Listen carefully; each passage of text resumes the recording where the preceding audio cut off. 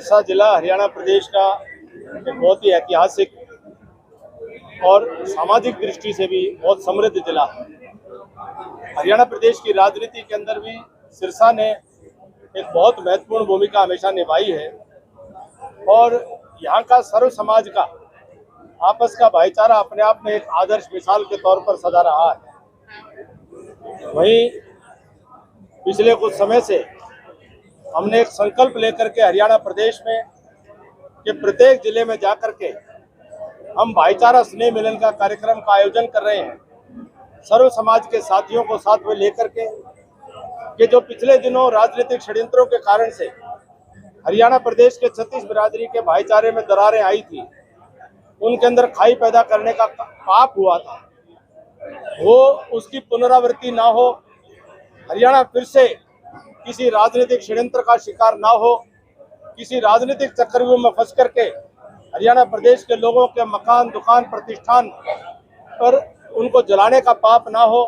हरियाणा के नौजवानों के फिर से जिस प्रकार से नौजवान हताहत हुए थे वह स्थितियां पैदा ना हो, तो समाज के अंदर आपस में परस्पर विश्वास बने, भाईचारा बने, सज्जन शक्तियों का संग्रह करते हुए जो सात्विक शक्तियां उनको इकट्ठा करते हुए और सज्जन और सात्विक शक्तियों को सक्रिय करने का एक प्रयास है और प्रयास बहुत सफल हो रहा है।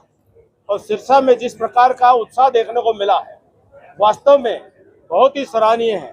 इससे महसूस होता है कि जाट धर्मशाला सिरसा का जो आज इस कार्यक्रम के अंदर जिस प्रकार से 36 बिरादरी की उपस्थिति हुई है, ये अपने आप में मेरा हौसला बढ़ाने वाली है और सज्जन और सात्विक शक्तियों का संग्रह अब हो रहा है। अब निश्चित तौर पर हरियाणा प्रदेश ही नहीं बल्कि पूरे भारतवर्ष में हम हर समाज में आपस में भाईचारा बढ़ाने में सफल होंगे। सर, बात की जाए तो महिला आरक्षण बिल गिर गया है, विपक्ष की किस तरह से भूमिका देखते हैं? देखिए, मेरा प्रयास था कि मैं केवल सामाजिक विषय पर बात करूं, लेकिन आपने प्रश्न पूछा है तो उसका सम्मान करते हुए मैं समझता हूं कि विपक्ष ने एक बहुत बड़ा मौका खो दिया है और विपक्ष ने भारत की महिलाओं, मातृशक्ति के हितों पर बहुत बड़ा कुठाराघात किया है और कोई कारण नहीं था।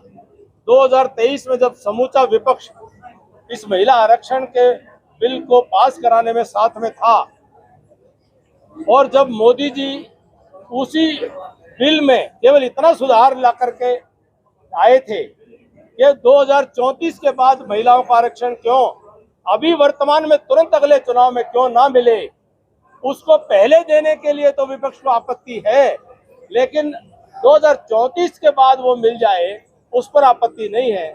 इससे समझ में आता है कि विपक्ष का नेतृत्व जो है वो पूरी तरह विचार विहीन हो चुका है। उनको समझ ही नहीं आ रहा है कि क्या करना चाहिए, क्या नहीं करना चाहिए।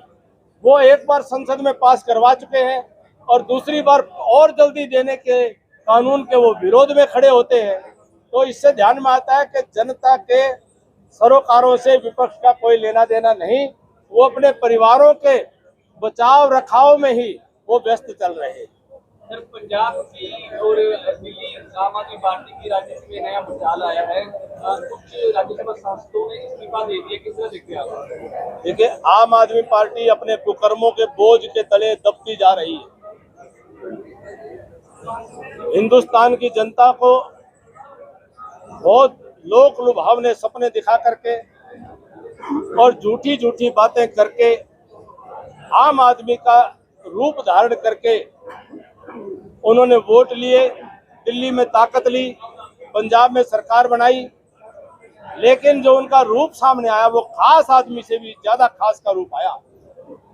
जहां वो कहा करते थे कि छोटी गाड़ियों में चलेंगे, पब्लिक ट्रांसपोर्ट में चलेंगे, सरकारी स्कूल में बच्चों को पढ़ाएंगे, सरकारी अस्पतालों में इलाज करेंगे, और वही लोग जो अपने घरों में रह करके सरकार चलाने की भाषण दिया करते थे वो सरकारी कोठियों से भी संतुष्ट नहीं हुए, शीश महलों का निर्माण करने लगे। तो जनता ने अपने आप को ठगा हुआ महसूस किया। जो नौजवान उनके साथ जुड़े थे, जो नौजवानों ने सोचा था कि ये बदलाव लेकर के आएंगे, आज वो नौजवान हताश और निराश हुए हैं, इसीलिए वो उनको छोड़ करके जा रहे हैं और ऐसे में आम आदमी पार्टी का कोई भविष्य दिखाई नहीं देता है। बीजेपी की ताकत बढ़ेगी। निश्चित तौर पर अब देश की मुख्य धारा में पंजाब आना चाहता है। पंजाब ने अनेक प्रयोग कर लिए। पंजाब ने अकाली दल भाजपा की सरकार भी देखी थी, उसमें अकाली दल के नेतृत्व में वो सरकार थी, तो अकाली दल को नकारने का काम किया।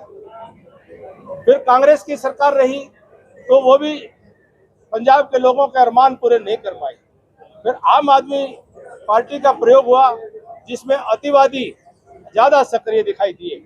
अब पंजाब की जो जनता है, 36 बिरादरी है, सब मत पंथ संप्रदाय मिलकर के अब पंजाब के अंदर वो एक नया प्रयोग भारतीय जनता पार्टी के तौर पर राष्ट्र की मुख्य धारा में शामिल होकर के करना चाहते हैं।